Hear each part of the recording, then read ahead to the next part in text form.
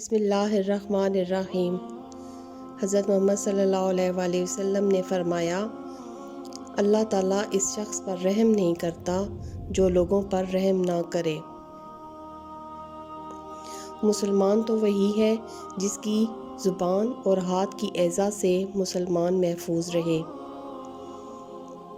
پہلوان وہ شخص نہیں جو لوگوں کو پچھاڑ دے، بلکہ پہلوان وہی شخص ہے جو غصے کے وقت اپنے نفس پر قابو رکھے۔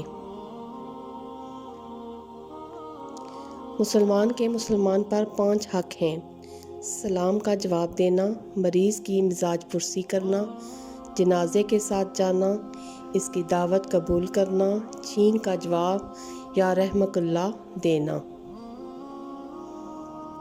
مسلمان کے لیے حلال نہیں کہ وہ 3 دن سے زیادہ اپنے مسلمان بھائی سے قطع تعلق رکھے۔ اللہ کے نزدیک سب عملوں میں وہ محبوب ہے جو دائمی ہو، اگرچہ تھوڑا ہو۔